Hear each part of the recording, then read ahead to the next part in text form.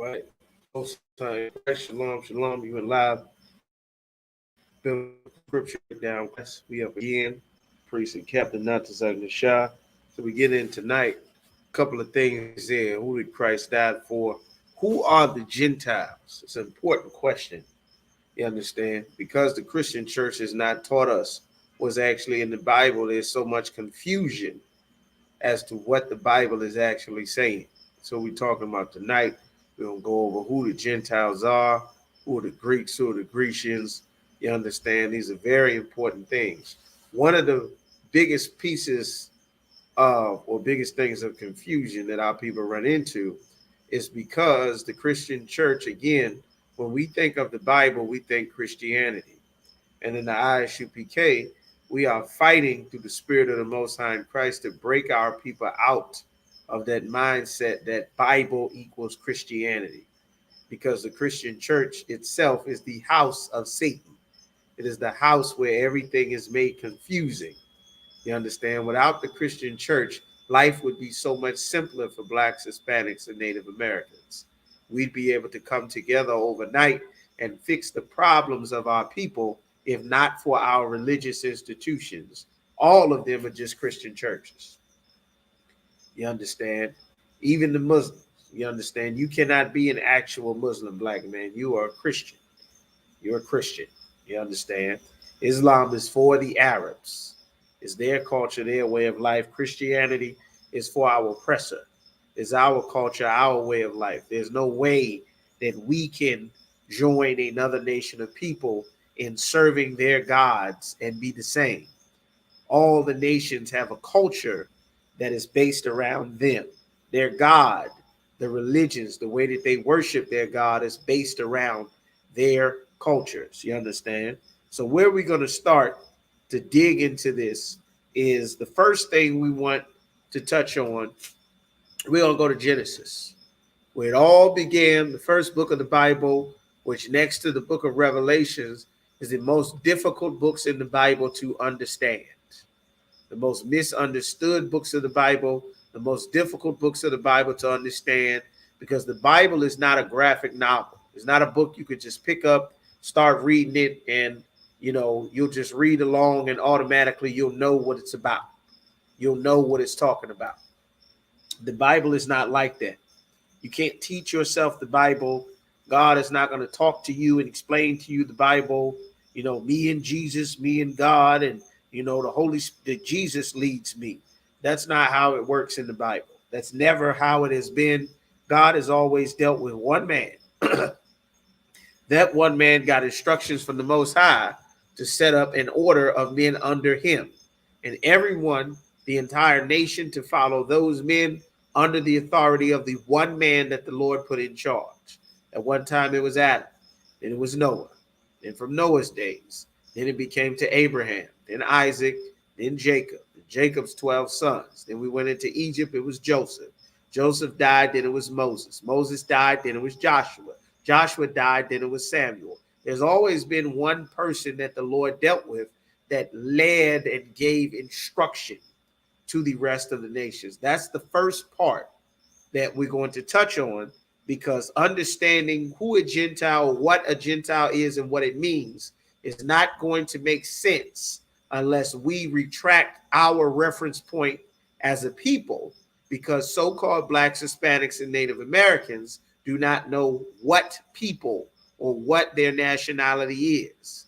And because we as a people, not you, brothers and sisters who've been sitting in these Isupk classes, learning and being taught the proper way, but the rest of our people who are in the world, and being in the world means that you are outside of the Isupk. You understand? That's what that means. So anybody outside of the UPK, they're in the world. Okay? So now, without understanding who you are and who your people, when I say you, I'm talking about your people, not you individually. The only people where everyone believes that they're so special and so individual is the people that are always on the bottom, that are always getting killed, that are always dying, that are filling up the prisons, that are always sick. That's Blacks, Hispanics, and Native Americans, because we think as individuals because of our religions. You understand? Shalom, Akim. Yahweh Shemel Shabrakatah. Thumb to the brothers, Yahweh Shemar Alathun. By Shem Yahweh Shai to the sisters. All right, so let's go. Now we're going to go to Genesis, chapter 10. And we're going to go to, these are the families of Noah and their generations. All right, this is the first premise that we want our people to understand. All right, so Genesis chapter 10 is listing all the people that are on the earth from after the time of the flood. These are Noah's descendants, all of the families of Noah's sons, which is exactly what it's getting ready to say. So Genesis chapter 10 and verse 31, these are the sons of Shem and their families after their tongues in their lands after their nations. Everyone had their own nation, their land. It was built up. We got a period of time where the earth is being repopulated. This is from the very beginning. We're in Genesis. Now, Genesis 10 and 32. These are the families of the sons of Noah. Everyone is talking about Noah's sons after their generations in their nations. Their identity, your identity is tied to a man. It's tied to our fathers, not your mother and your father, which is what slaves think. You understand? I'm mixed. My mom is this and my dad is this. And then my granddaddy, my dad was part this and he was mixed. No, there are no mixed people. You get DNA from your mother. You can get looks from your mother. You can get your skin color from your mother, but you are only what your father is. Your mother does not determine, has no determination on your nationality. Not where you're born, what school you went to, what neighborhood you grew up with, how you talk, what language you speak, if you can dance, your hair texture, skin color, how straight or wide your nose or lips are, if you got hips or not. None of those, if you're athletic or not, all the silly slave things that Blacks, Hispanics, and Native Americans use or think gives us an identity, none of that is who we are. You understand? And the only people who have such foolish thoughts about their identity are people who have no idea who they are. That's why we're starting in Genesis. All right? Genesis chapter 10, verse 32. These are the sons of Noah after their generations in their nations. And by these were the nations divided in the earth after the flood. So even after the earth is repopulated, you have one family. Noah and his sons, the sons that Noah's family had. Now the Lord is saying that they are nations. All right. The identity is tied to who your father is, which is important to understand because our people are in captivity all the time throughout the Bible. It's at captivity in Egypt, Babylon, Assyria, Rome, the Medes, the Persians. You understand? We're always under captivity. We're under captivity right now in this American captivity under our oppressor, the so-called white man. So we as a people were constantly in captivity, and taking the cultures of the other nations of people caused a great deal of confusion as to what our national identity is. You understand? That's why we're starting in Genesis. So now, Genesis chapter 11. We'll go to Genesis chapter 11. We'll skip around a little bit. All right. So we got Genesis chapter 11. All right. You want to keep in mind this backdrop that God never intended for all people to be one. All right. The way that God has life set up, not the way that you were taught, not what your mother thinks, not what grandma thinks, not what your dad said, not what you learned in school or college, not what you learned in church or the mosque or in Rastafarian camp or wherever the hell you went to learn anything apart from what's actually in the Bible, or your tribal leaders or your spiritual leaders or your elders on the reservation or in the barrio or wherever it is that our people are from or living. This is what God actually said. All right. He says the earth was of one language and one speech. Everyone had the same goal. Everyone was saying the same thing. All right. They were building a city. This is the story of the Tower of Babel. You can read it on your own. We're not going to go through the entire thing. It said in verse 4, it said, "Go to, let us build us a city and a tower whose top may reach unto heaven." This was Nimrod. Nimrod is who you celebrate if you're in the world. That's what your Christmas celebration is on December the 25th. That's Nimrod's birthday. That tree, that evergreen tree that Christians put up to celebrate Christmas, that is Nimrod's tree. To represent Nimrod after he was killed, his mother, who he married, which is the star on the top of the tree for Semiramis, she wanted to keep control over his empire. All right? Because he's now dead. So now what she did, she said, my son's spirit lives in this evergreen tree. That's why it's green all year long. You have to come and put gifts into it. Otherwise, she'll send a hitman to come and kill you for not bringing gifts. That's how you started. Now, what is today, putting a tree up in your house and then putting gifts around the tree, that's for Nimrod's birthday. Well, Nimrod was a mighty hunter. He wanted to get up into the heavens or the sky. That's why they built a tower whose top can reach to heaven so that he could fight against God to overthrow him so that he could be God. You understand? This is a very evil, wicked man. He was a king at this time. The Lord did not want this. Mind you, everybody is the same language. They're divided into families. They have their own identities, but this is the top dog. Just like you have, all of Central, South America, the Caribbean, Africa, India. You got all of these places all over the world, but the world's economy is ran by America. If you don't do what the oppressor says, they're going to call you a terrorist in the Air Force, the Marines, NATO. They're going to kill you, take your country, take your oil, start a civil war in your country, overthrow you. Next thing you know, your people are dragging your body through the streets, beating you to death. You understand? That's what it's talking about. So now he is separating all people because this evil king wants to rule over God, wants to fight God in heaven. That's why they're building this Tower of Babel. All right. So now we're going to skip down to verse 4. All right. Very important things. I don't want you to miss it. Said, and they said, let us build us a city, a capital city, a city where we all, even though we're all separate, we have our own identities, but we are going to build a capital city because we are all on one accord to get this tower built so that this mighty champion can get up there and fight against God so that he can be God now, whose top may reach unto heaven. And let us make a name, a reputation for ourselves by fighting and killing God, by putting Nimrod in charge, lest we be scattered abroad upon the face of the whole earth. They wanted all people to come together.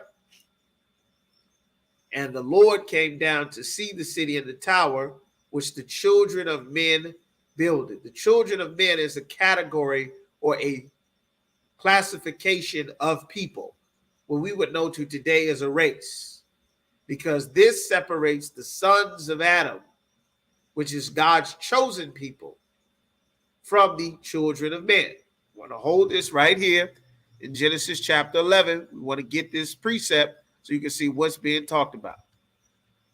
So we're going to get Genesis to get the sons of God and the children of men. We're going to go to Genesis, the 5th chapter. All right. 5.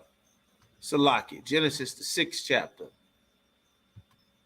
Bear with me just a moment. Right. All right. So you have here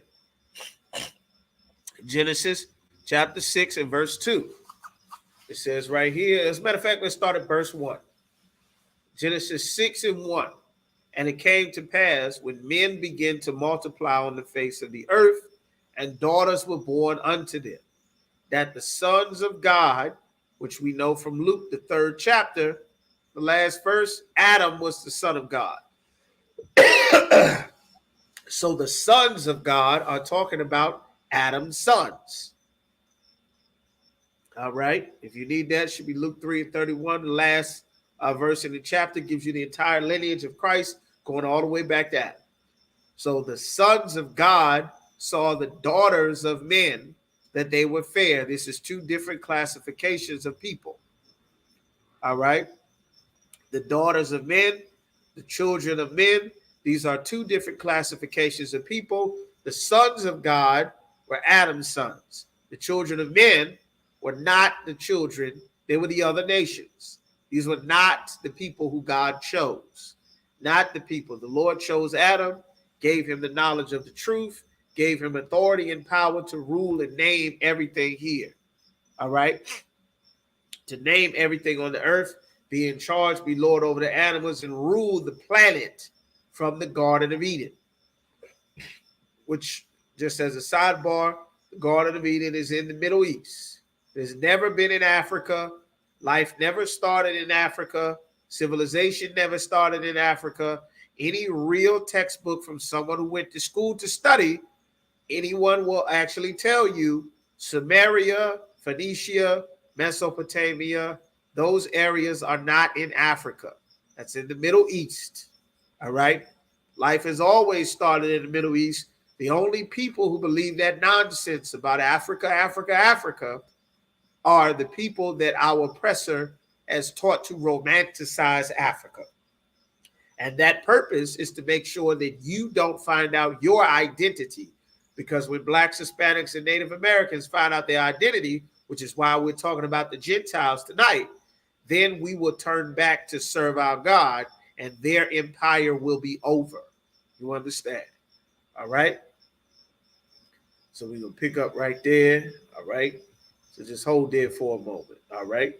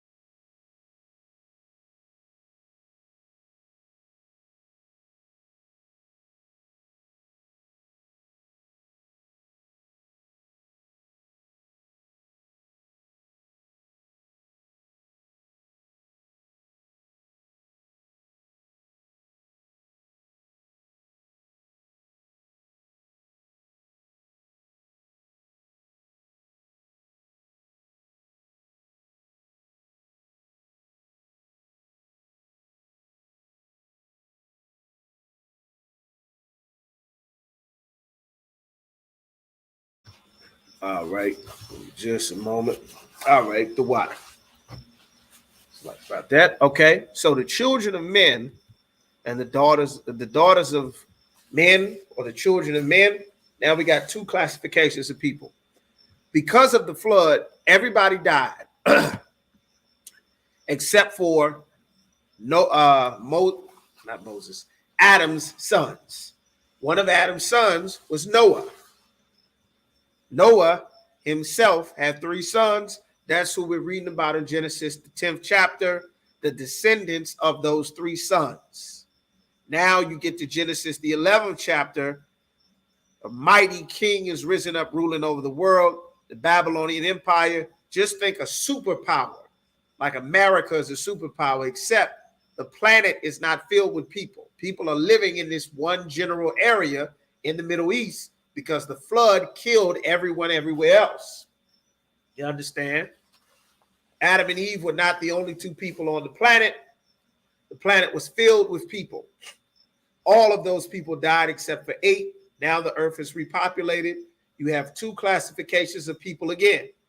You have the children of men, but you don't have a distinction between who the sons of God are right now. And you don't have that distinction because this is telling the story before we get to it. So now, when we're here in Genesis, the 11th chapter, they want to build a tower to go up to heaven. This is everyone that's on the planet. Of course, Noah's dead and gone. Noah's gone. His sons are dead and gone. These are the descendants of his sons, would be his great, great, great, great grandsons. The earth is filled with Noah's descendants, meaning the earth is filled with Adam's descendants. Adam was chosen by the Most High, and so was Noah. Now, the Lord is going to go through a process of re-choosing to make himself a separate people out of the earth now that it has been repopulated again, which is exactly what he did the first time. He chose Adam. That's how we get to Israel. He chose Israel. Well, this is how it starts. So now, he says here, we're in Genesis chapter 11, and we're at verse 6. It said, and the Lord said, behold, the people is one. Everybody's on one accord. Mind you, everybody being on one accord, you have different nations of people being on one accord. The Lord does not want all nations of people moving together. The Lord does not want the Chinese moving together with the so-called white man, with the Arabs, with the Africans. God made it so that all people don't function together. You understand? That's a fairy tale myth that the Christian church has taught to our people, so that we are supposed to believe that everyone comes together, that everyone fits together. Rainbow Push Coalition. Even the church says this is a house of prayer for all people. Everybody is welcome. That is against God. That is something evil. It is satanic. It is something that God has been against since the very beginning of the Bible. And anyone that is telling you, or that is telling anyone to give up their gods and their culture to join another nation of people, that is against God. You understand? God does not want all people together. This is his plan from the very beginning. So let's get it.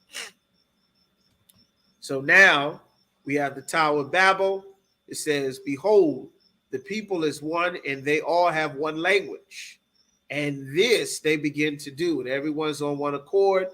They're going up trying to build a tower to fight against the Most High. That is what America's doing. That is what the world economies and world empires are, to overthrow the Most High, to fight against God. All right. So now nothing will be restrained from them, which they have imagined to do. Nothing will be withheld from them, because everybody's on the same wave, the same identity, the same language. There's nothing dividing them. You understand? This is what God said.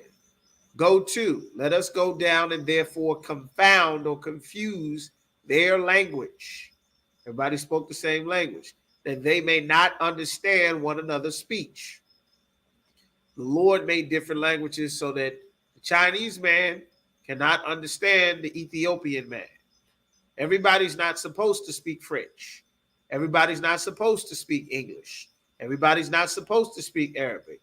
Each family of people are supposed to have their own language. God intended for everything to be separate. This is where the confusion comes in. And by the Christian church not explaining this and not teaching us this, we don't and can't understand the New Testament. We can't understand Christ. We can't understand the Most High. We can't understand salvation. We don't know what any of these concepts mean, because our reference point is from a white man's knowledge base or perspective. Race is the most important thing in life. Your national identity, what nation you are, who is your forefather, where did your people become established as a nation, what land belongs to you. That is what your identity is tied to. It's very important to understand. We're going to get into it. So now, it says, and now nothing will be restrained from them. All right, so now we have verse 8. So the Lord scattered them abroad from thence upon the face of all the earth. Scattered people over all the earth. God did this. And they left off to build the city. They stopped. Therefore, the name of it is called Babel, because the Lord did there confound the language of all the earth. And from thence did the Lord scatter them abroad upon the face of the earth. Now, God separated the sons of men, separated everybody, giving you the lineage, getting back down to his chosen people again. We're not going to stay here, but now we go into Genesis, the 12th chapter. Now he's reestablishing himself, a new Adam, so to speak, or a new man to give power, authority, a heritage, instructions, so that he can restart his chosen people again from this man's seed. Now, Genesis chapter 12 and verse 1. Now the Lord said unto Abram, get thee out of thy country and from thy kindred and from thy father's house unto a land that I will show thee.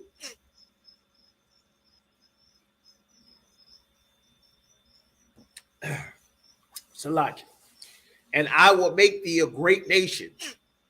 Meaning the Lord is going to build up his nation again with this one man, his seed.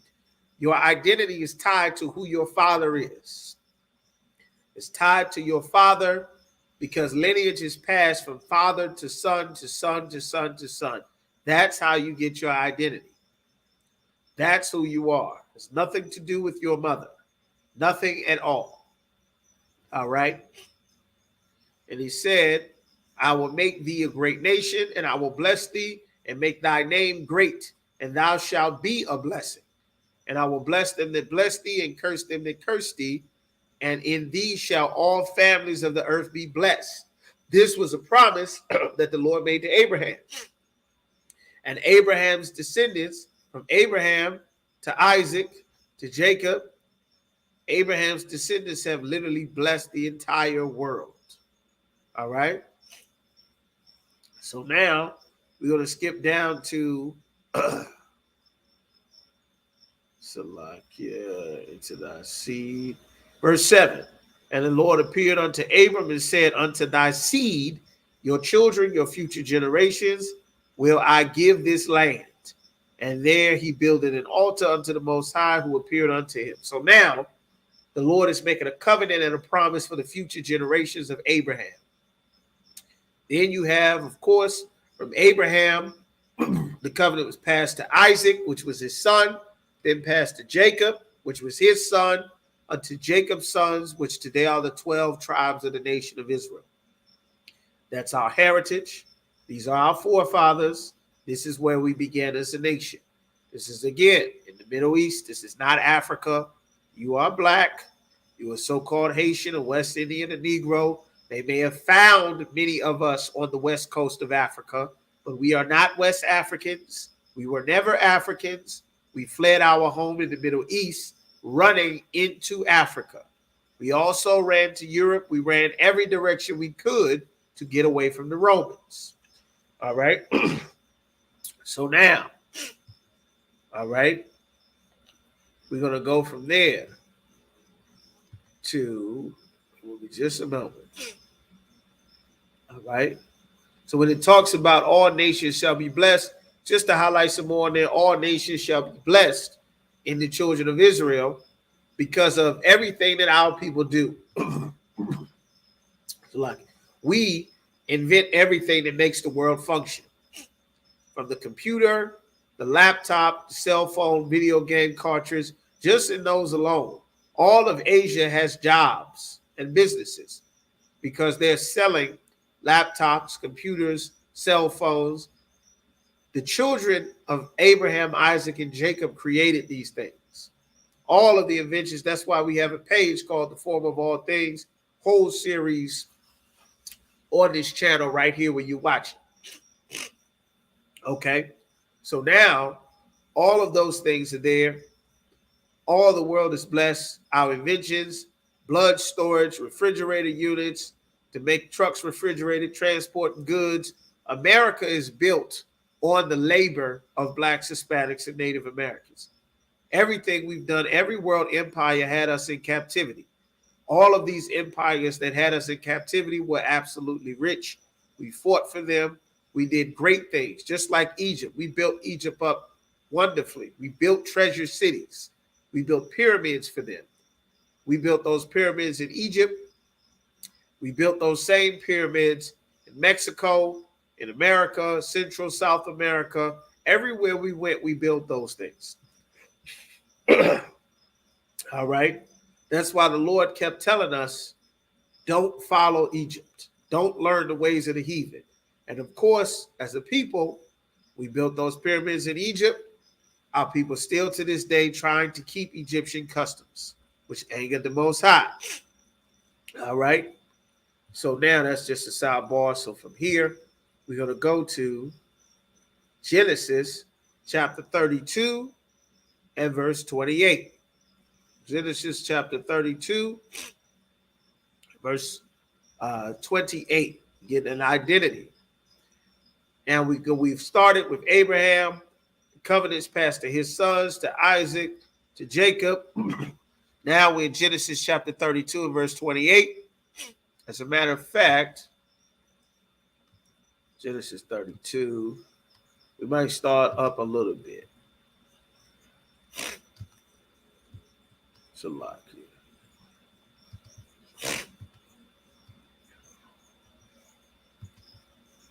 Jacob is wrestling with the angel. All right. All right. Genesis 32 and 28. Jacob wrestled with an angel. As a matter of fact, this is important. Let's get a little bit of this. All right. 2 wives, 2 women servants, who took them to the brook. So you have here, we're going to start at about Jacob, about verse 24. So now we're going to go to Genesis chapter 32 and verse 24. Jacob, this is the story. Jacob is wrestling with an angel all night. He's fighting, he's wrestling with him. You understand? So now it says, and he took them with 24, and Jacob was left alone. And there wrestled a man with him unto the breaking of the day. All night Jacob wrestled this man. This was a strong brother.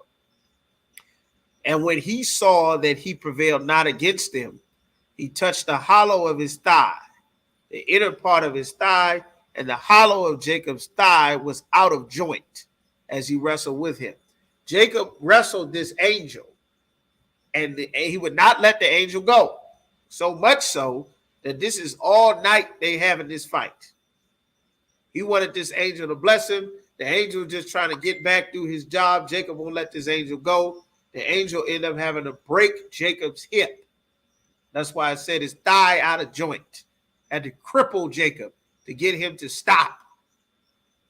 And the angel said something to Jacob after this. All right. Verse 26, and he said, let me go. Leave me alone, damn it. It's the angel.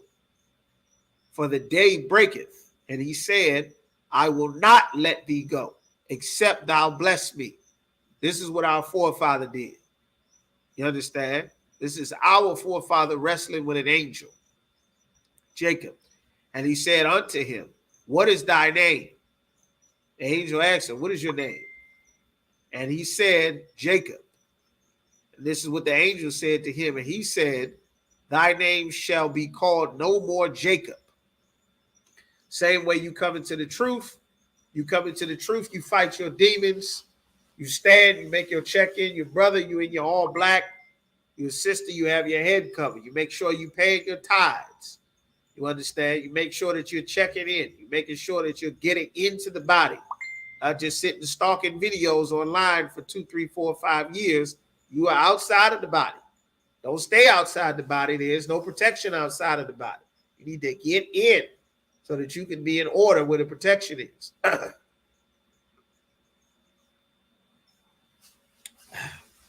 So now, what is he saying? He says, for no, you would, the same thing that happens, pour that oil on your head, give you a Hebrew name.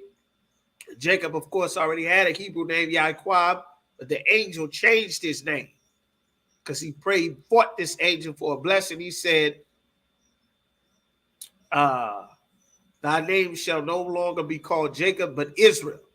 For as a prince, thou hast power with the Most High and with men. and have prevailed. He fought that angel for a blessing, and that blessing was passed down to his sons, to his children, to his children's children. This is something that the other nations of people could not have. All right. So now let's go to Deuteronomy chapter 7. We're moving along.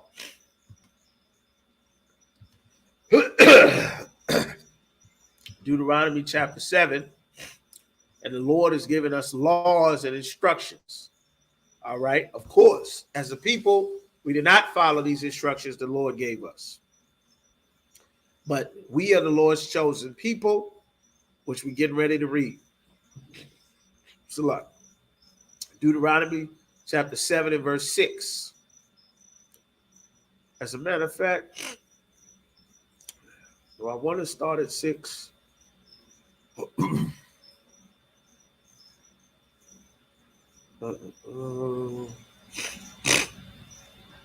Let's just start at 6. Now the Lord has blessed Jacob. We do hundreds of years in Egypt. We build Egypt up. We get strong. We are no longer 11 children and our father. 70 souls walk in with Jacob into Egypt. We are now a nation with a standing army of 600,000 plus men, filled with civilians, women, men, and children and babies as we're leaving Egypt. The Lord is telling us, for thou art a holy people, a separate people unto the Lord thy God. The Lord thy God, the God of this Bible that we're reading, hath chosen thee to be a special people, just like the Lord chose Adam, just like the Lord chose Abraham, just like the Lord passed the choosing from Abraham to his son Isaac, to Jacob, whose name was changed to Israel. Now that blessing the Lord chose is all of so-called Blacks, Hispanics, and Native Americans. For the Lord chose us to be a special people unto himself, above all people that are on the face of the earth. The Lord told us this, that we were above all the people that were upon the face of the earth. All right? The Lord is telling us, as long as you obey me, you'll be above all people. If you disobey me, you'll be beneath all people. This was the warning. These were the details of the covenant. This is very important and vital to identify who the Bible is talking about, which the Christian church never does. All your years of sitting in church reading the Bible and going to church every Sunday and never learning who the actual star of the movie is. You understand? Could you imagine watching a movie over and over and over and over again for years of your life, decades, 20, 30, 40 years, and you don't even know who the star of the movie is?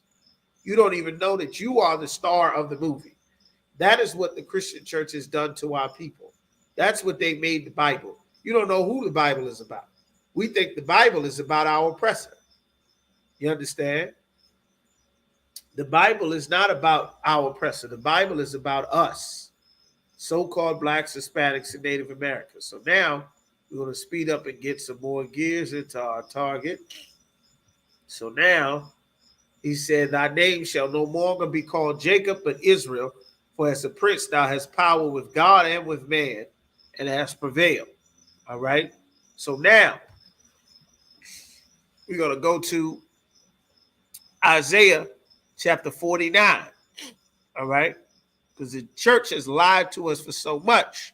For hundreds of years, there are different types of people, nations, Gentiles. We're going to get that definition in the Bible. All right? So let's pull that. We're moving along deeper into our topic. We're going to get this book.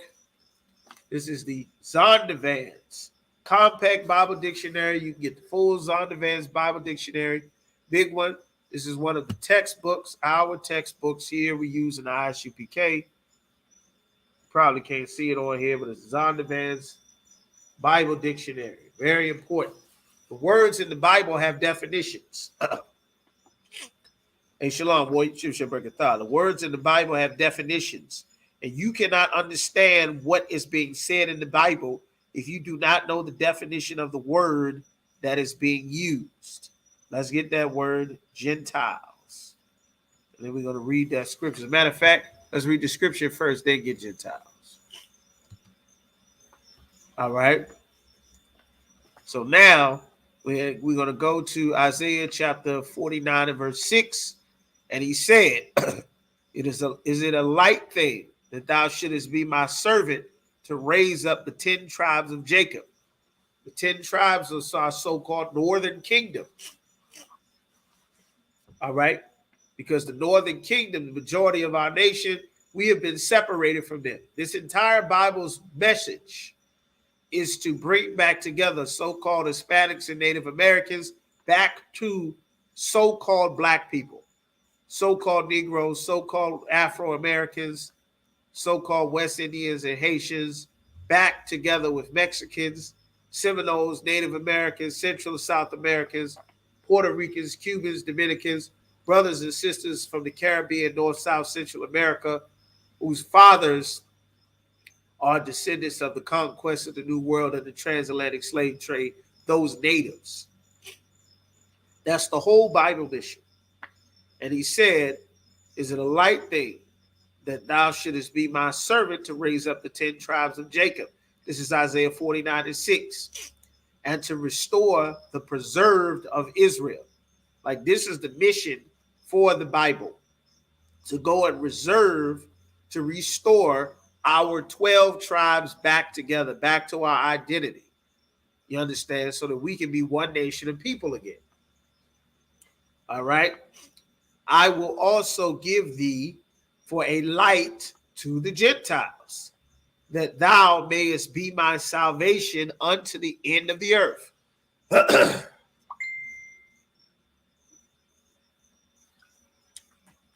So like it, unto the Gentiles. Now, let's get the definition of the word Gentiles in the Bible dictionary. Let's get it.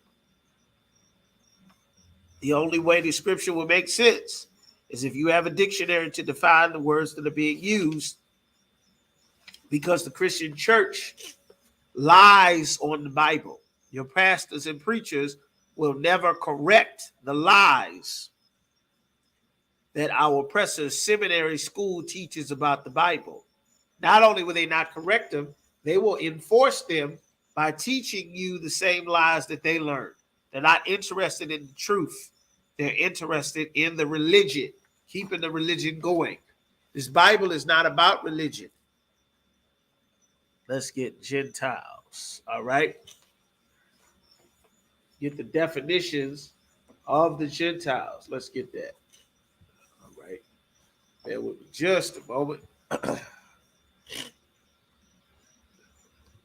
Select it. Let's get that. Shalom. Y'all Shema Thashi Mama Shah. Bear with me just a moment.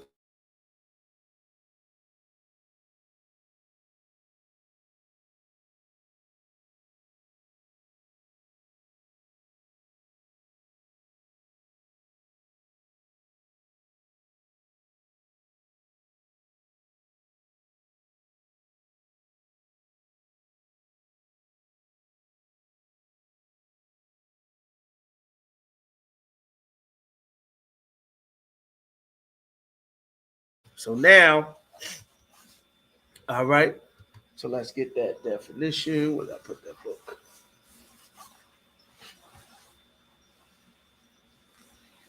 Supply just that book. I said it. So we're going to read that again, and I'm going to get the definition of the word Gentiles in the Bible.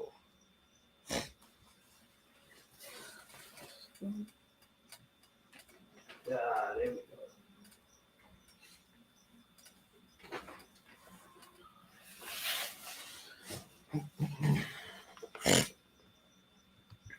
In the Bible dictionary, excuse me. So we have Gentiles. It's on the Advanced Bible Dictionary, page 195. So Gentiles, it says, page 195 is on the Advanced Bible Dictionary. So one of the textbooks from the Isupk. You understand? We got our whole book listing. We have books that we teach out of and use references as well, just like any other school, any other education place where you would go, you would have books that we use and teach from. We got tons of them.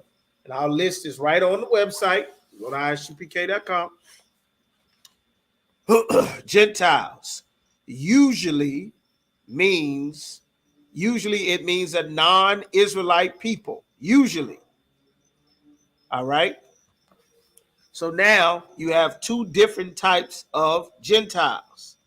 It means a non-Israelite people. It says usually. The word Gentile means nations or people. It usually means a non-Israelite people. All right. Now it's saying usually means a non-Israelite people, which is very important. That's why we went there, page 195. Get you a Zonda Vans, look it up. You can read that. So now, if it's usually a non-Israelite people, that means that sometimes it is an Israelite people. We need to know which case is which. That's why the context of the scripture is very important. That's what we're going to get into. So now it says that thou mayest be my salvation unto the end of the earth. So it says a light to the Gentiles. Why is it saying a light to the Gentiles? Let's get some more.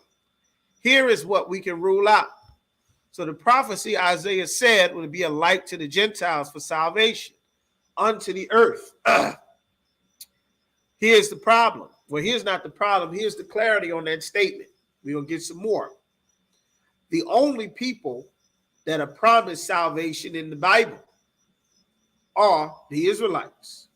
You got Isaiah 45:17. It says, but Israel shall be saved in the Lord with an everlasting salvation. Ye shall not be ashamed nor confounded, world without end. All right. So the children of Israel are the only ones that's promised salvation. So when you see that Isaiah 49:6 is talking about a light to the Gentiles in salvation because of the precepts and because you know from what you've been taught in the Bible in class that this Gentiles are talking about Israelites. But why are they called Gentiles? That's why it's very important that Isaiah chapter 28 and verse 10 say for precept must be upon precept, precept upon precept, line upon line, line upon line, here a little and there a little. To understand what the scriptures are saying, you need to know the precepts. Precepts are where you can line up several scriptures to say the same thing. That's what makes it true. If you find something in the Bible and it's only written one place, you understand, and you think something, if it's true and it's what's actually in the Bible, you'll be able to find it in different places. That's what a precept is. So these are precepts you can use in the New Testament and the Old Testament. They're not separate from each other. They go together. When the New Testament was being written, Christ and his disciples were teaching from the Old Testament. You understand? So let's get some more. They go hand in hand. They can't be separated, which is what the Christian church teaches, which is why the Bible doesn't make sense. That's why you think snakes talk. Angels are naked white babies with wings. You're going to die and live in some sandcastle forever. There's going to be some magical event where everybody's going to have some big rapture and then go off to live with Jesus in the sky and the earth is going to blow up. That's not what's in the Bible. That's not what it says in the Old Testament or the New Testament. Your preachers just don't know the Bible. All right. So when it says precept upon precept, you'll find the same things in the New Testament and the Old Testament. That's why it's explained Isaiah's prophecy with the scripture in different places. So now the Christian church is who's responsible for all this confusion. So now if someone asks you, a Christian tries to ask you, what does this mean? You have 4 different places in the Bible where it's going to explain who the Gentiles are that it's talking about. And we're going to get some more. So let's get some more. Scroll. Let's get some more. Let's get to our next scriptures. All right. So now, bear with me just a moment.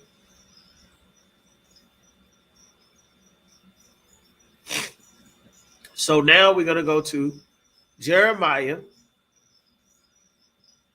chapter 14 and verse 2.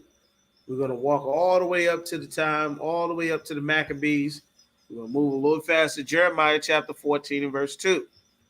It says, Judah mourneth, meaning the Jews are in a state of mourning. And the gates, their borders, their boundaries, their leadership, their protection languish. To languish means it's weak, it's fallen down, it's not strong, it's destroyed, it's broken. You understand? It's not being kept up or maintained. And that describes the Black, Hispanic, Native American community. They are black unto the ground. When you dig up the ground, you have different shades of not black, but brown. You got a sandy brown like at the beach, cocoa brown, a Georgia clay, red brown, a light brown, all different shades. We have always been different shades of brown as a people. Very, very light, very, very dark. Your skin color does not make you one thing or another. There are no mixed people. You are only the seed of your father. That's why we went over that at the beginning of the class. So now that it's saying that the biblical ethnic Jews, the children of God, would be in a state of mourning with great sadness, no protection, weak leadership, with dying and going missing from reservations, from barrios, INS detention center. They're losing our babies, losing us in the prison system, getting killed at traffic stops. All of the things that's weak and torn down and languished amongst our people. These things identify a specific people. Contrary to what America teaches, Africans in Africa, in their own so-called countries, they are doing much better than so-called blacks and Hispanics and Native Americans here in America. Africans are doing way better in their countries without paved road, without clean drinking water. They have their identity, they have their family, their history, their records, their culture. They are doing way better than our people are. And you would ask, well, why would you say that? How can you say that? America paints a myth that the world is in desperate need of America to just show up and bring democracy to make life function. All the people on the planet, their lives are functioning.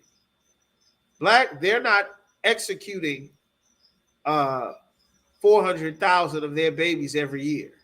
They're not killing their babies. They're not killing each other in the streets, thousands. Their police are not killing thousands of them a year. You understand? They don't have millions of their own people sitting in a prison somewhere. They're not separating the families. The mother and the father is being separated. All across the world, everybody else is being raised by both parents. You understand? Blacks and Hispanics, it is commonly for us to be raised by our grandparents. Every other nation of people, they're being raised by their mother and father. You understand? Their families, their society, like our people, because of America and shoes and shopping and entertainment and TikTok, it can be distracting to believe that our people are doing better than we are, because a few of us have attained such great success here in America that our people believe that because LeBron James made it and Jay-Z made it and your favorite rapper is on TV with a ton of money flashing in a rap video, that means that we as a people are making it. When that's just not true. Like, our people are in terrible condition. We don't even have an identity as a people. Can you imagine having $1 billion and you don't know what race you are? Well, you don't know what race you are. And the moment you find out what race you are, like Kanye West found out he was an Israelite. He found out he was the real Jew. Kyrie Irving watched a movie, found out that he was the real Jew. And guess what happened? Guess what happened when he found out he was the real Jew? He damn near lost his job, lost everything, lost billions of dollars that they say he had. All of that came because he finally found out his identity. An African is not going to lose his job from finding their identity, because no one is trying to hide his identity as an African. No one is trying to hide an Arab's identity. No one's trying to hide the identity of our oppressor. Whether he's from Europe, whether he's from Russia, whether he's from wherever, our people, our identity is hidden. You understand? What's going on here? What's this? Why did it stop? Cancel. So like it. Bear with me one more. Let me know if y'all can still hear and see me on Instagram. Just let me know if y'all can still hear and see me. Just give me a warning if you can still hear and see me on Instagram. All right. Just give it a minute. Like that's what the Lord is saying. Like these other nations and people, they're living their life fine. They're where they're supposed to be with their culture, worshiping their gods in their language, living their life, not YouTube, Instagram. All right.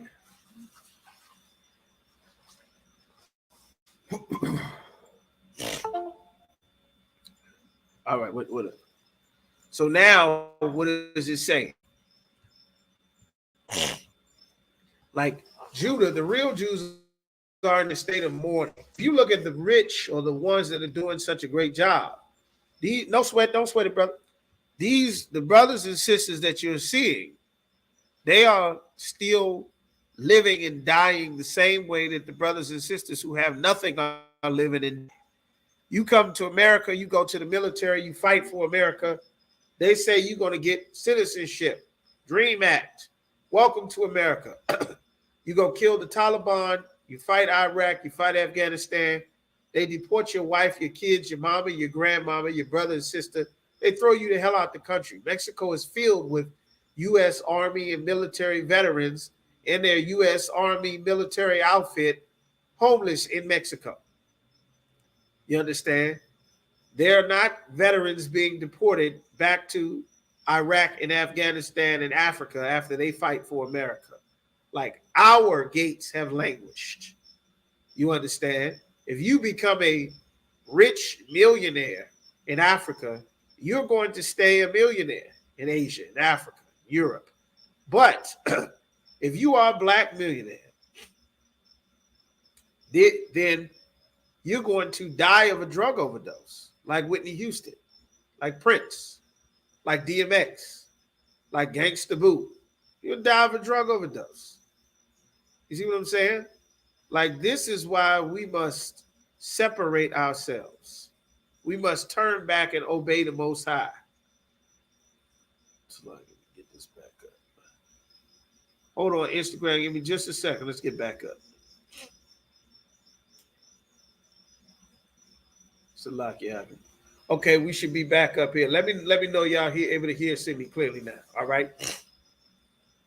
Like the rich of our people are living and suffering, families destroyed. You would imagine if all your fights with you and your woman is about you all are poor, trying to get a job, trying to pay the rent, car note, car insurance, you need medicine money, you don't have your proper health insurance, the kids are sick, you know, you got poor people's money problems.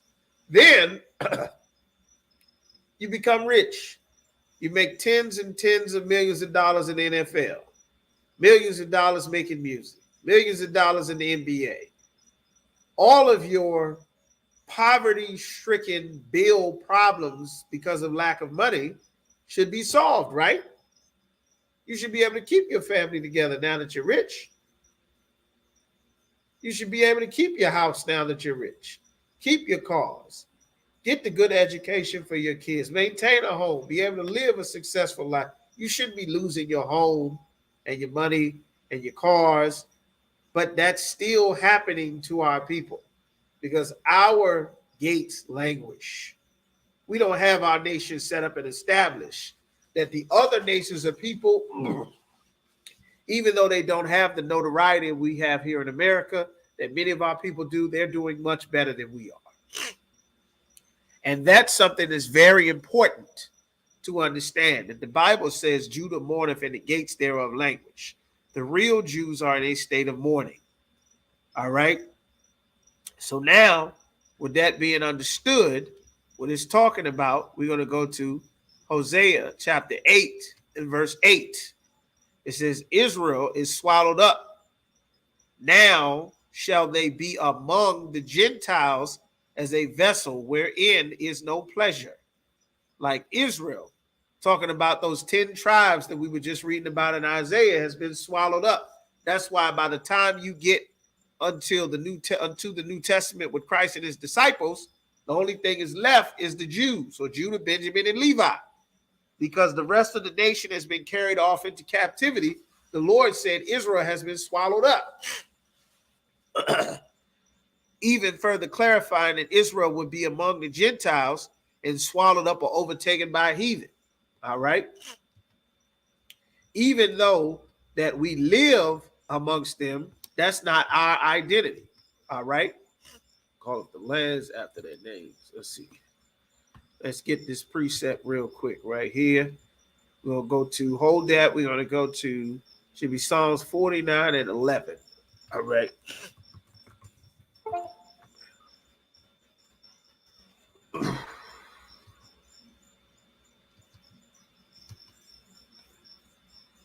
Let's get that. It should be Psalms chapter 49 and verse 11. It says their inward thought is that their houses shall continue forever. Now that we're in captivity, their house, just like they thought Egypt would continue forever as they killed us, oppressed us, they threw our babies in the river. They thought that they would go on forever, just like America thinks they will go on forever. And their dwelling places to all generations, they call their lands after their own names, like Salvador and Honduras and Colombia and Bolivia and Brazil and Argentina and America for Amerigo Vespucci in Africa for Leo Scipius Africanus. They call the names, they call the lands by their names. Latino is a name that our oppressors created. The Latin kingdom is Rome, is Italy. The Latin languages come from our oppressor, the white man from Europe, Spanish and French and Italian and Portuguese. Those Latin languages that now our people have been swallowed up by the Gentiles because of slavery, because of the Roman Catholic Church, because of their cultures, because of oppression, cotton fields and sugarcane fields. We now have identities tied to the people who have oppressed us. We are Hispanic after the white man from Spain who conquered our brothers and sisters, or Latino after the white man from Italy who conquered our brothers and sisters. The same white man from Spain, they are all the so-called Romans. After the Roman Empire broke up, they became all of those kingdoms. Or American, you understand? Our oppressor who left Britain and now calls himself. All right, like these are their names. These are their names. These are their names, their cultures, their identities that we call ourselves by. And now it's saying that Israel has been swallowed up by them. Further clarifying that Israel would be among the Gentiles, we would be overtaken by these heathen.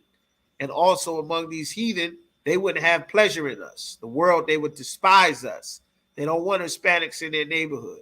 They don't want blacks in their neighborhood. Even though we build their streets, plant their gardens, mow their lawn, build their cars, their homes, their houses, their roads, do their decks, their brickworks, everything that they need for their cities. We built them, just like we did in Egypt, and they absolutely despise us. Everyone else is welcome to be a part of America. America is not attacking or harassing the Arabs the way they are so-called Hispanics, so-called Latinos. They're not attacking or harassing the Chinese, the Koreans, the Asians, the Iraqis, the Afghans. They're not attacking or harassing them, which we're not advocating. We're just pointing out the fact that that's what the scriptures are saying. This is to separate who God's chosen people are and identify who the Gentiles are that the Bible is talking about. It says amongst these heathen, they would have no pleasure in us. All right. Said they don't harass the other nations and people. They don't follow them around the store in their neighborhoods. You understand? Like this is what the Bible is talking about. Give me Luke chapter 1 and verse 71. It's a lot.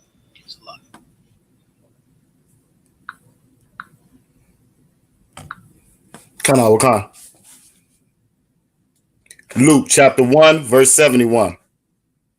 That we should be saved from our enemies and from the hand of all that hate us. Mission is for to be saved from our enemies and the hand of them that despise us. That's what it's talking about. Meaning we need to be rescued from these other nations and people that rule over us. But the Christian church has been telling us that we're supposed to join together with them. You understand? That's why the Bible doesn't make sense. You can't have everybody come together and also everybody need to be rescued. If everybody is coming together and everybody needs to be rescued, who are you getting rescued from? Like, it doesn't make sense. So now let's go to Luke chapter 21 and verse 24. Kana.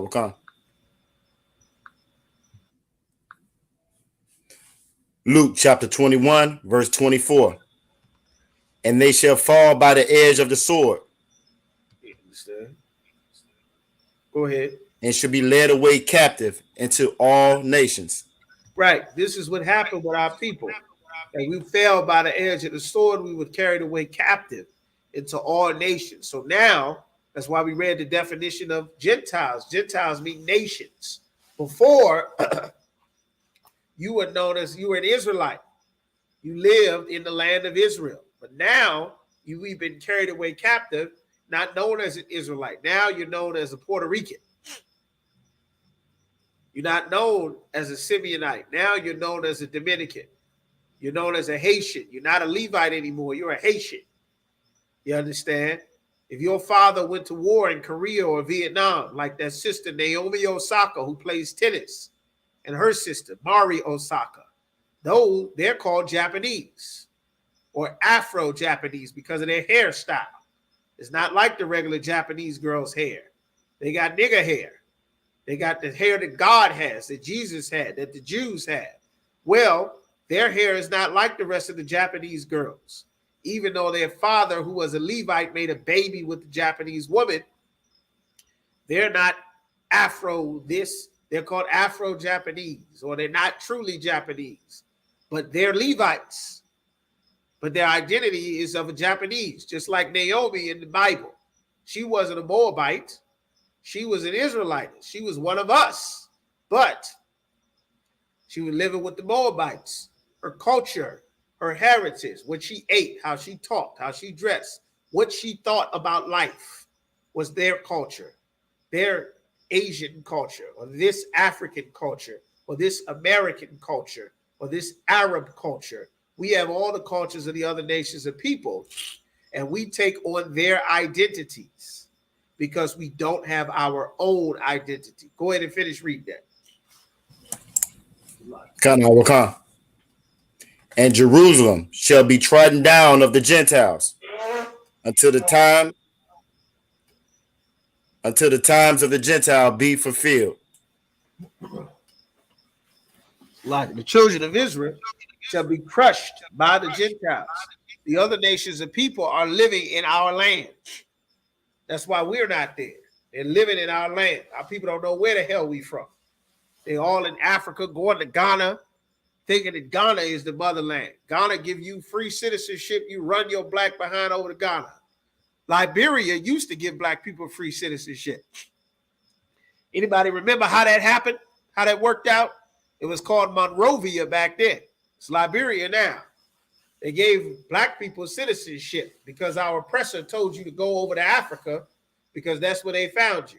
The prophets of God and the Isupk were on the street since the 60s and the 80s, the 70s, telling our brothers and sisters we weren't African, telling our brothers and sisters not to go back to Africa, not to join the Islam, that we weren't Africans. But our people listened to the Nation of Islam. They listened to Marcus Garvey. They listened to Christian preachers. They listened to the civil rights Negroes. And guess what they did? They went back to Africa, not listening to the prophets of the Lord. And then Africa had a civil war as our oppressor used them as pawns to fight the Africans and establish an American colony on the west coast of Africa, known as Monrovia. And during that civil war, the Africans were killing and eating black people. That's what happens when you don't listen to the prophets that the Lord set up. You go find your own way, or whatever way you think is right unto you. That's what happened. Now our people going back to God. Brothers and sisters from Jamaica, you understand, the Yardi went out to Ethiopia, fantasizing about Haile Selassie, another big-head African, thinking that he got something to do with the Bible because our oppressor taught you to romanticize Africa to hide your true identity as the people of the Bible.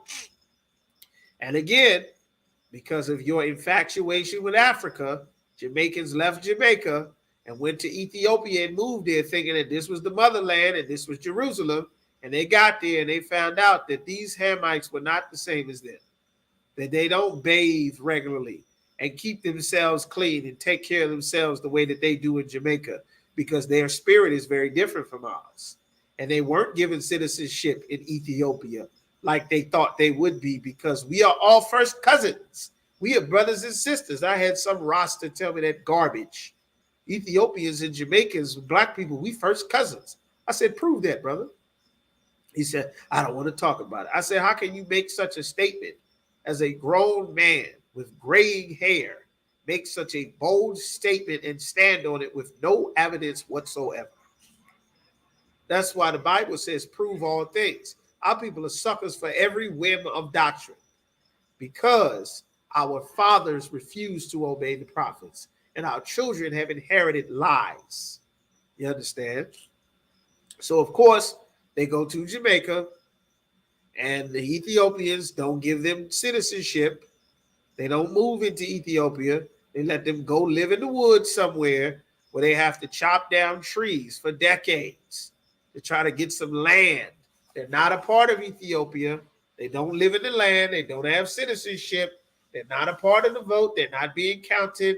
They're just some scraggling people who set up camp out in the woods somewhere, trying to be a part of Ethiopia when Ethiopia wants nothing to do with you. This is what happens to our people. Same with America. You go out and vote. You stand in line. You're trying to be democratic. You shave your face. You shave your head. You shave your beard. You talk through your nose. You try to be less intimidating. You wear those bright homosexual colors. You say I'm non-binary. You try to be as least threatening as possible, like Terry Crews. You joke, you smile, you show all your teeth in your mouth, and then some oppressor comes up and grabs your rod in front of your woman at an award show. Because they don't respect you, because you're not one of them. You're not accepted. Same with Islam. You're not. Malcolm X had to learn the hard way that you're not a part of Islam. You're the children of the slaves that the Arabs stood on to build their Islamic empire. You're not one of them. And this is what the Lord has been explaining. There's supposed to be gates to keep you from wandering off, trying to be a part of somebody else's culture and their heritage. So let's move along there. All right. Did you finish reading that scripture that you had? I'm kind of one. I finished that one. All right. So that's what the Lord said was going to happen. We would be slain by the sword. This is what Christ was explaining to us. In 70 AD, our homeland was destroyed, you understand, by the Roman general Titus and his son Titus. You understand? They came and wiped us out. We ran into Africa. Many of us were taken slaves, and then we were sold from there. They had been looking for us all the way to the west coast of Africa, where they found us again, where we had settled. They found us there. The Africans and the Arabs, all of them went and worked together to sell us in what's known as the transatlantic slave trade. All right. So now, what was that scripture that I had? Go to 2 Maccabees chapter 6. All right. 2 Maccabees chapter 6 and verse 1. Second Maccabees chapter 6, verse 1. Not long after this, the king sent an old man of Athens to compel the Jews. Greece. That's Greece. So an old man of Athens. Athens is in Greece. For those of you that don't know geography, Athens is in Greece. Keep going. To to compel the Jews to depart from the laws of their fathers and not to live after the laws of the Most High Power. There came a politician, someone to come and see who would betray the Lord first. Don't keep these laws. Don't keep these laws, statutes, and commandments. Come, be a Democrat. Get rid of that beard. Get rid of those braids in that hair. Join us. You don't have to be on the outskirts, man. Times are changing. It's 2023. Talking about can't have interracial marriage. Black women and white men, they be together now. That's over. That's in the past. That's the old way. You can eat pork if you want. You can eat shrimp, crab. Look, it's delicious. It's red lobster. Pork is the other white meat. You don't want to be the only one not celebrating Christmas. It's Nimrod's birthday. Put up a tree, get you some presents. Look at the light. You'll be rich. Those dances, that singing, I'll make you a star. This is your chance. Just give up this. I understand you got your ways. You got your things, but times are changing. You need to let go of the past. Be in the future. You understand? That's what our oppressor says. That's the same thing T.D. Jakes says when the church asked him about homosexuality. He said the church needs to evolve beyond what was written in the Bible. You understand? This is the sodomite preacher that said, woman, thou art loose. When the Lord never made a woman to be loosed from her man. The Lord made a woman to be tied to her man. Tied to that father, and that father gave her away to a new man to build up and start a family with him. You understand? Now, because of this preacher and the Christian church, sisters is out living life with no man, raising kids with no man, growing old with no man and no family.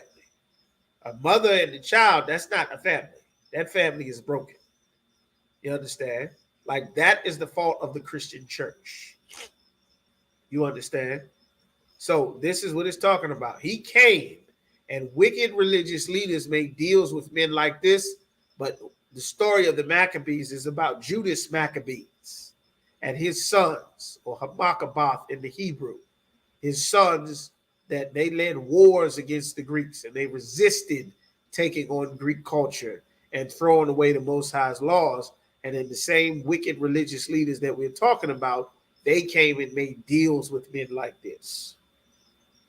You understand? The only reason that black people believe that we are a part of America is not because our oppressors stopped despising us. It's not because we didn't face racism anymore. It's not because have they stopped beating black men at traffic stops? Is that over? Y'all type in, let me know. Did they stop beating black men at traffic stops? They're not shooting unarmed black men with their hands up anymore. Did they stop? They stopped gunning down Hispanics at traffic stops. Is all of that over? Did they stop? Did they stop going to the wrong house, killing somebody and their babies while they're in their sleep? Did that end? Because I know they used to do that a lot in the 90s. That's over, right? They're not doing that like Breonna Taylor. They're not choking brothers to death like Eric Garner, putting a knee on their throat until they die like George Floyd. That's over, right? Is it over? Maybe it's just me. Is it over? They haven't stopped. They still beating brothers to death.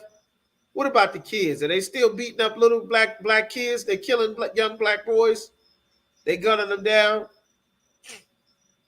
Only blacks die at traffic stops. So it's not over. Do you know the only reason that black people believe that they are a part of America is that slimy pimp preacher, Jesse Jackson? Jesse Jackson wanted to run for president of the United States of America because he envied the oppressor. Proverbs 3:31 says, envy thou not the oppressor and choose none of his ways. He had that afro, blackity black, civil rights movement. You thought it was about what was best for black people. It was really wanting to join our oppressor. Wanted white people to love black people. That's what Martin wanted.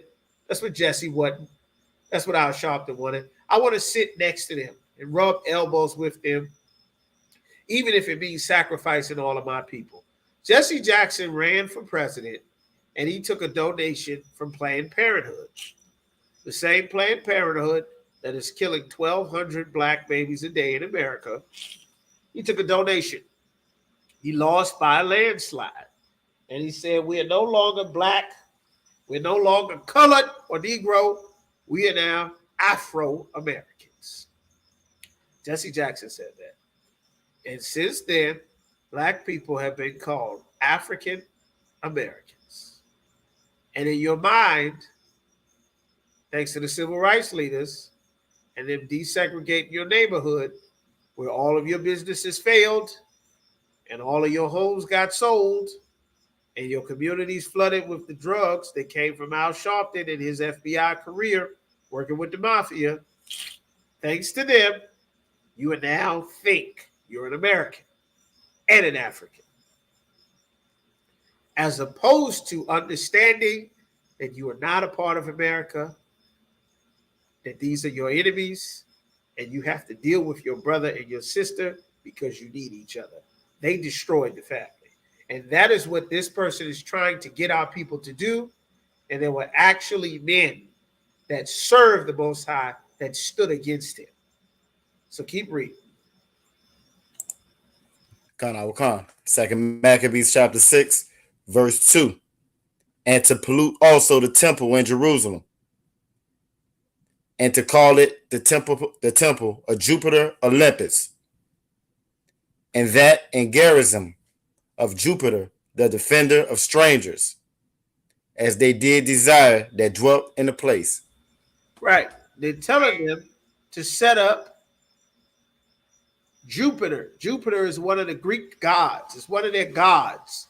Now, as a part of them saying, leave the laws of your God, they're not saying we're going to be equal. You worship your God your way, I worship my God my way. That's not what they're saying. You can never keep your culture and join another nation of people. They're saying, give up your God and take ours. Give up your culture and take ours. You can't be with another family or another nation of people. You have to give up yours to be a servant under theirs. That's the only way it works. And because the Christian church teaches our people that race doesn't matter, that your identity doesn't matter, that we are all one in Christ Jesus, which is not what the Bible is saying, our people can't think critically about anything. Especially, this is a matter of life and death, of what's going on here. All right? Now, keep reading. Khan. Verse 3. The coming in of the mischief was sore and grievous to the people. Read that one more time. The coming in of the mischief was sore. This mischief. Oh, Salaki, other one. The coming in of this mischief was sore and grievous to the people. It was sore and grievous to the people because now the culture of another nation of people is ruling over us. It's grievous. Before, we all kept the Lord's laws, statutes, and commandments. Now, you got to celebrate Christmas, birthdays, but you got 11 kids. You got to celebrate Valentine's Day. You have a legitimate and illegitimate children, which is not our culture. But their white man culture, a man can only have one woman. And this is what sisters think today. Guess what, sister? There are 10 of you for every one of us. So this silly, foolish Greco-Roman culture that says it's one man and one woman, 9 of you just lost a husband. 9 of your kids just lost fathers. This is destruction and grievous to the people. As opposed to before, you understood that a man can have more than one wife, and these are his kids, and you have his kids, and this is your place, this is their place. Now, the demon is not fighting in your mind to make you believe that you are supposed to force some man to obey you and leave his other woman. This is grievous to the people because now you're raising kids by yourself. And those kids are in the street shooting everybody, robbing everybody, fighting everybody, getting killed, going to prison, going missing. This is the grievousness that comes with another nation of people's culture. which is why the disciples were teaching to keep the law, teaching our people to obey the Most High and turn back to our heritage, which is why it's so evil that the church teaches God's laws are done away with, when that's literally the only way back to serve the Most High and serve Christ. So keep going. Kana Wakan. Verse 4. For the temple was filled with riot and reveling by the Gentiles, who dallied with harlots and had to do with women within the circuit of the holy places. And besides that, brought in things that were not lawful. It was full of riot and reveling of the Gentiles. Riot and reveling is what you see in those churches. Rioting is jumping up and down, rolling all over the floor, foaming at the mouth. You thinking that's Jesus. That's the riot and reveling of the Gentiles. They in the temple having a party, when the temple was a place for sacrifices. It was a place where people came and brought their sacrifices to the priests. It was a place where they came and slaughtered the sacrifices. People made atonement for their sins. Now they jumping up and down and singing. It's a show. You got hoes in there selling tail, having sex in the temple, things that's unlawful. They bringing in pork. They getting high.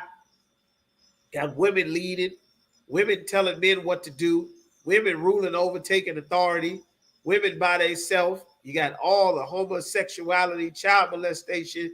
These things came with the Gentiles, because under our laws, we could never have these things. It could never get this far. You know why? Because a woman can't wear the clothes that pertains to a man. She would never make it that far. A man can't wear what pertains to a woman.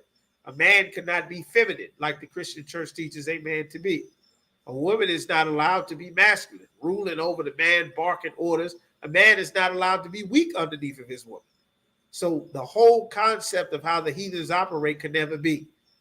A man cannot leave a woman after he has sex with her. A woman cannot leave her man to go be with another man. That's our laws. Breaking those things made life very grievous for us. And that's the state we're in right now. So keep going. Keep going. Verse 5.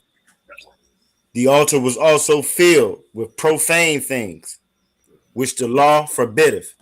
Profane things, things that profane or desecrate or dishonor. You understand? You got pork in it, you got shrimp, you got crab. That's why you in your church, Big Mama in church, getting crab dinners, crab legs, shrimp dinners, pork chops, ham hocks, baby back ribs. The church is selling pork, ham for breakfast, sausage, bacon with the grits and the eggs, sausage in there. All of the things, pork sausage. Sausage itself is just the way that the meat is packaged. Bacon itself is just the cut of the meat. But these things that they were doing were specifically unlawful. They're breaking the laws. That's why they're pushing the envelope further and further now that you've accepted their culture. You've gotten rid of your culture. You got rid of your not getting tattoos. You got tattoos all over you. Got rid of your culture that sex is marriage. You'll have sex with anybody. You got rid of your culture against homosexuality. Now you've accepted it. Ha ha ha. Look at Medea and Big Mama. You've accepted it. You understand? You made it a part of your culture. You made it a part of your heritage. You didn't block it the way it was. Smoking weed is now part of your heritage. Everybody's smoking cigarettes, smoking weed. That was not supposed to be a part of our heritage. That was something that was not supposed to make it in our borders. Now it's a part of us. Your woman showing off her tail and her breasts on the street. That was not. The woman's supposed to be dressed in modest apparel. There's a certain way that you can dress nice and appropriate and be beautiful, and then there's a certain way that's too far. There is no too far anymore. You go on the street, on the beach, anywhere. You understand? Glorilla doing music videos in a goddamn bra. She didn't even have a shirt on. You understand? Like, there are no borders or boundaries, and this is how our nation fell apart. The only way that this heathen was allowed to make it that far is because we had stopped obeying the Lord centuries ago. All right? So keep going. Keep going. Kana Wakan, verse 6. Neither was it lawful for a man to keep the Sabbath days You can't or keep ancient fasts. Yep. You can't keep our culture. You can't keep the Sabbath. That's why church is on Sunday. This is a continuation of what the Greeks did to us, that your Christian church keeps this going. Why don't they tell you that the Sabbath is Friday? We used to ask this in church. You know what the pastor said? It don't matter as long as you believe in God in your heart. Nothing about the Bible matters as long as you believe whatever the hell that means. Your father say, I don't want you out in the street when the street light goes on. So what? I'm going to be in the street. My dad knows my heart. I'm going to be in the street whenever I feel like it. I don't want you getting high in my house, bringing drugs in the house. So what? My daddy knows my heart. I'm going to get high and bring all the pills and drugs in the house that I want to. Like, that's what Christianity does. There are no rules. Who cares? Oh, I messed up. By the blood of Jesus, I'm going to do whatever the hell I want because God knows my heart and can't nobody judge me. And long as I'm blessed and highly favored, even though I do nothing God says. You understand? Like, that's what Christianity teaches our people. That's what the Christian church puts in our people's spirit. All right? So keep going. Or ancient feast. You can't keep the high holy days anymore. The war Passover, that's why our brothers and sisters in the world celebrate Easter and St. Patrick's Day, 4th of July, Mother's Day, Father's Day, Valentine's Day, Halloween, Thanksgiving, Ramadan, Eid, everybody's holiday, except the high holy days in the Bible. Because everything is acceptable except doing what our God said to do. That's the purpose. Keep going. Or to profess himself at all to be a Jew. Now we get into it. You can't profess yourself to be a Jew. You can't keep the high holy days. You can't keep the Sabbaths. You can't keep the feast days. You can't keep unleavened bread of the Passover. You can't even say you're a Jew. There's a new identity for you. You're not allowed to. Kanye West tried it. See what happened to him. Kyrie Irving tried. See what happened to him. You aren't allowed to profess that you're a Jew. This is how our people ended up with a different identity because they passed a law to make it illegal for you to be your nationality, your race of people. It's illegal. They passed a law. Keep going. Verse 7. And in the day of the king's birth, his birth, every month, the day of the king's birth, every month, the day of your birth is the birthday. We don't celebrate birthdays. Now that our culture is gone, now we celebrate the king's birthday. You understand? Think of how many murders and shootings happen at birthday parties. Little kids' birthday parties, your cousin's birthday parties, your birthday parties. God is angered at Blacks, Hispanics, and Native Americans for breaking his laws. You are not allowed to celebrate birthdays. We're not allowed to celebrate Thanksgiving and Christmas, Mother's Day, Father's Day. That's why everybody keeps getting shot. That's why your family is destroyed. That's why you're raising kids by yourself. That's why our community, for a happy meal for your birthday, going out to drink and get drunk, you're going to wake up with some STD, having sex with some stranger in the club because it's my birthday. It's Valentine's Day. It's cuffing season. Like, this has cheapened and destroyed our people. Getting away from the Lord's culture. You understand? From the Lord's commandments. Keep going. Every month they were brought by bitter constraint to eat of the sacrifices. Every month now that you buckled, that you caved, every month they got to eat of sacrifices. They being forced to eat pork, forced to eat shrimp, forced to eat crab. That's what the Greeks did to our people. Keep going. And when the feast of Bacchus was kept, good Lord, the feast of Bacchus. Go ahead.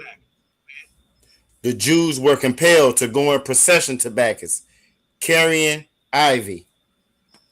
Carrying ivy, that wreath When you see those olive branches and those wreaths that they have wrapped around their heads in Rome, those things, the Feast of Bacchus. Keep going. Come. Moreover, there went out a decree to the neighbor cities of the heathen. They passed a By law. the suggestion of Ptolemy. Salakia. They passed a law to send to the heathen, the cities that were around us, not just our cities, but the heathens that were around us. Keep going. Come. By the suggestion of Ptolemy against the Jews, Right. that they should observe the same fashions and be partakers of their sacrifices. Now, this law is being passed to the other nations of people. Why are they telling the other nations of people that the Jews can't keep their laws? Why would they tell them that? They're telling them this so that they can join with them in oppressing our people, because everyone gets rich while we are destroyed. The Arabs are getting rich because our economy is falling apart, and now they can open Arab chicken spots and carryouts. Now the Chinese can do the same. Now the Vietnamese and the Koreans can come. Now all of Africa can come. They are African actors who are not black people, that their career in America is they are professionally acting black. They talk black, they use the N-word, they make hip-hop references, they do black people's dances, they wear wigs to look like black women, they dress not how they would dress as an African, but they dress like a black woman. They talk not how they would talk as an African, but they talk like a black woman. And they get TV shows and movies and awards. And instead of them hiring you as a black person, they'll hire Daniel Kaluuya. And he'll be in Get Out, and he'll be in Up. And instead of Keke Palmer or Jordan Peele making a movie with black people, they'll find an African to be the black character. He'll pretend to be a black man that's in love with a white woman, and they'll make a movie called Get Out, and now this African's career will skyrocket by pretending to be a black person. Idris Elba, he's an African. His career will skyrocket by pretending to be a poor black man from the ghettos of Baltimore selling drugs. He'll be Stringer Bell. And his whole career, everybody, and that's Stringer Bell. String was the man. That's my man, that's String. And now Stringer Bell, he's in Thor, because everybody likes seeing him from The Wire. Now Stringer Bell is over here. Idris Elba's in this movie. Now he's fighting a lion. Now you see him everywhere. Such a wonderful career pretending to be you. They had a TV show on HBO called Insecure, where an African named Issa Rae wrote an entire TV. She got writers helping her, working with other actual black people to write a show about a black woman in a black community, living a black life from the Negro perspective, trying to make it in a white world, getting a business started, relationship problems, all the things, college and your college friends and having marriages and everything. And the stars of the show were two Africans that made a career, that are rich, that are famous, that are on HBO because they pretended to be our sisters. They are professional black women. They're not really black women, they're professional. And then they can go back home with all the wealth and the riches that they made from pretending to be you, and they're a star. Life is wonderful. That's why the heathen are getting letters from the Greeks saying, make sure that you oppress the Israelites too, because we're all going to come up off of them. That's how it's always been. That's why King David was killing 40,000 of them a day, because if we weren't at war with them, then they would do this to us. But our people stopped obeying the Lord. And there is no more King David. So we don't have our army that is out fighting our enemies for 40 years. Because if we weren't fighting them for 40 years, they would pass a law that you can't be a Jew, that you can't celebrate the Sabbath or the ancient feasts, that you can't speak your language, that you have to eat pork and shrimp, that we have to set up this temple to our gods, that you get rid of your culture and join us. You understand? That's why the Old Testament is filled with war, because if there wasn't war against them, this is what they would do to us.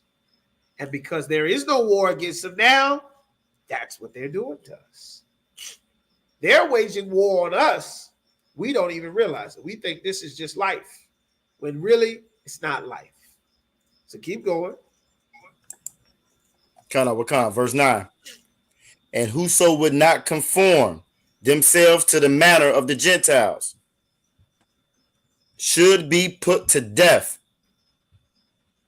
Then might a man have seen the present misery. Yes. Now, if you don't get down with it, they're gonna kill you.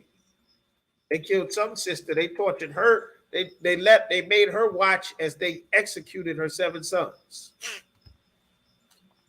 You understand? So now you have Jews. Drop that. Take me to Romans chapter 1 and verse 16.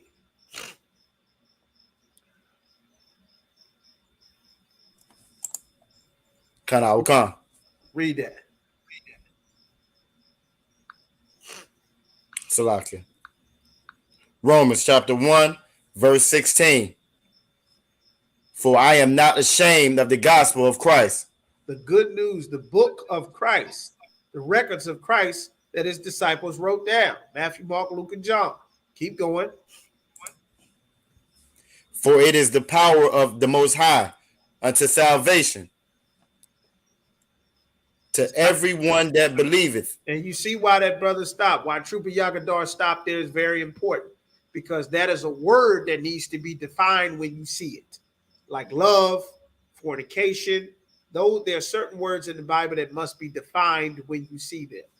Salvation, which we know because of the precepts, salvation is for the Jews. Isaiah 45 and 17. So when you see the word salvation, you know it's Luke 1 and 71. We are being saved from our enemies because we've been scattered and devoured by the sword into all nations. We can't call ourselves to be a Jew, otherwise they would kill us. We just finished reading that.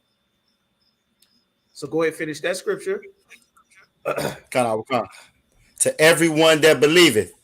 Everyone. To the Jew first. To the what? To the Jew first. First to the Jew. Because we had brothers and sisters that did not conform, that were not affected by this wars of the Maccabees. You had brothers that rode with Mattathias and his sons into the mountains. And we had wars. That's why we celebrate Hanukkah. So the Jew first. And also to the Greek. And to the Greek. Why is he saying the Greek? Drop that. Go to Romans chapter 10 and verse 12. Let's read it again. Romans chapter 10, verse 12. For there is no difference between the Jew and the Greek. Why is he saying there's no difference between the Jew and the Greek? Because the Greeks that this is talking about were Jews who were forced to be Greeks. Otherwise, they would kill you. Keep going.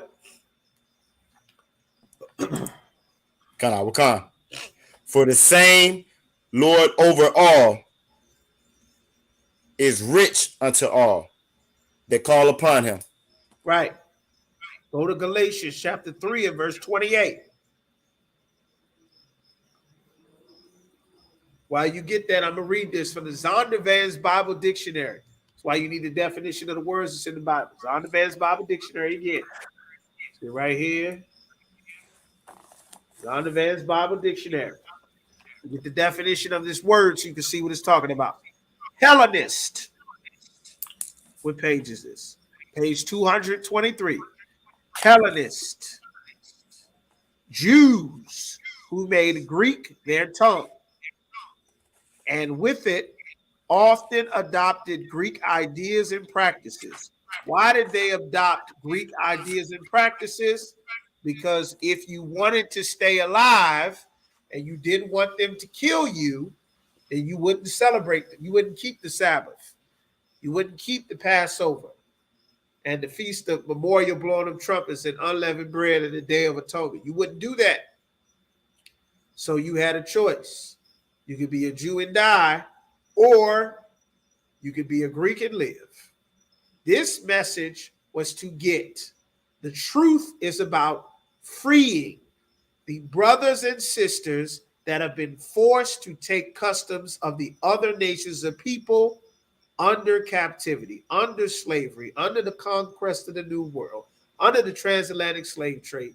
This has nothing to do with getting salvation for the Africans who sold black people into slavery, for the white man from Spain and France and England and Portugal who sold natives from North, South, Central America into slavery, who murdered the Taínos, the Aztecs, the Arawaks, who murdered the brothers in Central and South America, murdered the Seminoles, murdered the Cherokee and the Sioux and the Lakota and the Navajo. Salvation is not for the Arabs, the East Indians, the Africans, the Asians, the Polynesians, the Eskimos. Salvation is only for the Jews. It's only for the Israelites. To the Jew first, and then the Greek. What Greek? The Jews who were forced to take Greek customs and the Greek language or die. That's who salvation is for. Keep going. Galatians chapter 3, verse 28. There is neither Jew nor Greek. There is neither bond nor free. Your brother is not illegal and you be legal. It's a very difficult concept. A lot of Hispanic brothers and sisters think that you are part of America while America hates your brother. Some simple Isupk brother went and voted for Donald Trump because he was in the damn military.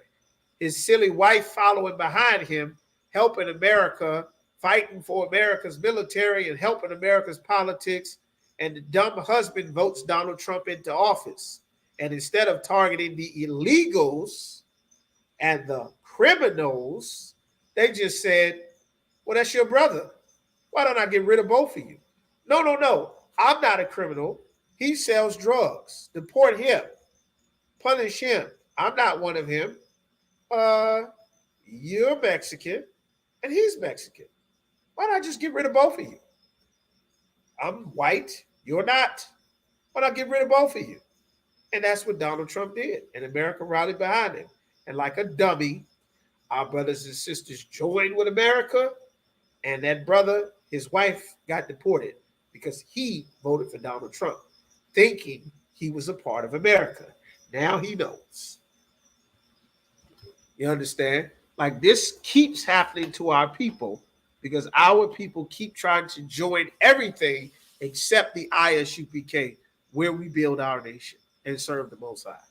So keep going. There is neither male nor female, for ye are all one in Christ. Yahushua.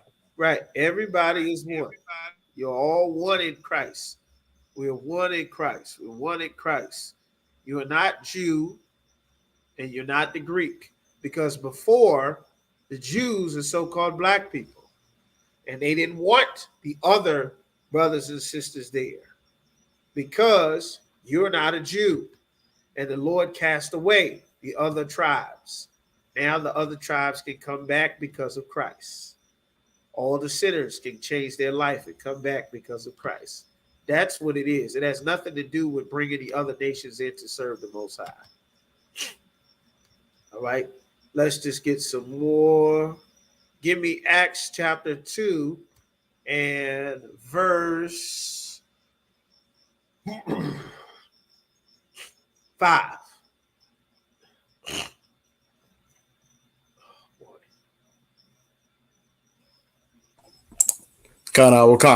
You got Acts chapter 2, verse 5. And there were dwelling at Jerusalem, Jews. There were Jews in Jerusalem. The Pentecost is 50 days after the Passover. Now it's saying all of these men were Jews because the Jews come to Jerusalem for the Passover. That's why we all gather together for the Passover, because that's the law. Keep going. Khan. Devout men. Devout men. These are men that keep the law, statutes, and commandments. That's why they're called devout men. Keep going. Out of every nation under heaven. It's saying out of every nation under heaven, because they weren't born in Israel. They weren't born in Israel. They weren't born in Jerusalem. You understand? Your identity is tied to a land, because there were still some of our people that had never left the land of Jerusalem. They were not willing to accept the rest of our brothers and sisters who were aliens to the commonwealth of Israel.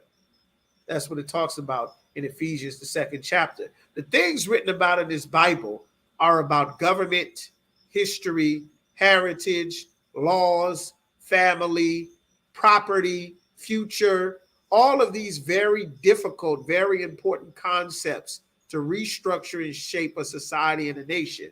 And it's so evil how the Christian church turned this into a religion where the important concepts that's being discussed in the Bible just get completely ignored, so that you have the riot and reveling and things that are unlawful being done in the place that everyone recognizes as the house of God. That came from the Greeks. That is church. Keep going. Khan. Verse 6. Now when this was noised abroad, the multitude came together and were confounded. A lot of brothers and sisters, brothers came together. They were confused. They was like, oh my goodness, is that a Mexican? The hell are they doing at the borders? I see black people, but I see goddamn Mexicans over there. What is this? I thought this was the black Hebrew Israelites. I see a bunch of damn Mexicans. Look like a Puerto Rican over there. Shit. There's like 100 Puerto Ricans over there. Is that a Haitian? I thought this was an Afro-American, Black American thing. I see Haitians. And I see somebody speaking Creole and Spanish. What language is that? Was that Portuguese? Brothers from Brazil and Portugal and London and the UK and Dominican Republic and Canada? I say, what is going on here? This was the Passover. That's what we just finished doing. Keep going. Khan. Because that every man heard them speak in his own language. Everybody heard Jews, but the Jews speak Hebrew. But they heard Jews that were speaking Spanish. They heard Jews that were speaking Creole. Barak Ya'ala was speaking French. Yakal and Yashakal was speaking Spanish. Guess what else? Barak Ya'ala was speaking French. And then they saw that I was a Jew. And I spoke to Barak Ya'ala in French. And Yashakal spoke to me in Spanish. And I spoke to Yakal and Lahab back in Spanish. And they said, wait a minute.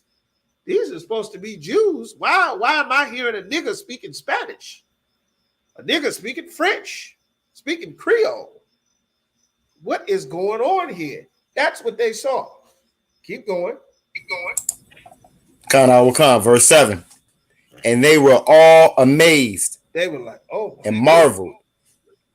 This ain't supposed to happen. You put this many blacks and Hispanics in a room together, somebody got to fight. There's no fighting. There's no shooting. Nobody got stabbed. Nobody got robbed. What in the hell is going on here? This is strange. This is crazy. Do you believe that? I mean, damn. Like they are marveled. They're like, wait a minute. Keep going. Khan. Right. Saying one to another, behold, are not all these which speak Galileans? I thought they all from Galilee. What are they doing speaking all these languages? because that's who would be there for the Passover. But these are devout men who, even though that they're not in Jerusalem, they serve the Most High in their land. That's why they came for the Passover. And that's why the Lord poured his spirit out in the day of Pentecost. This is what the Christian church don't explain. Read verse 8. Verse 8. And how hear we every man in our own tongue wherein we were born. Like, we hear in our own language, but we in Galilee. How in the world are these brothers who are Galileans, who are Jews, speaking all these languages? Because the devout men that served the Most High, they kept the law, statutes, and commandments, even though the Greek passed letters to the heathen saying, make sure you don't have any Jews not keeping these heathen customs. Oppress them, crush them, bring your religions on top of them, bring your Islam, your Christianity, your Buddhism, your Rastaism, your Shivaism, bring your cultures, flood them, surround them, destroy them, so that they don't turn to their God. These brothers were devout men, though. They didn't give up the Most High. They didn't give up their culture. They didn't give up keeping the feast days. That's why it was such a shock. Read verse 9. Real quick. Just read 9 and 10. Verse 9. Parthians and Medes and Elamites and the dwellers in Mesopotamia and in Judea. Mesopotamia and in Judea and Cappadocia and Pontus and Asia. Keep going. Verse 10. Phrygia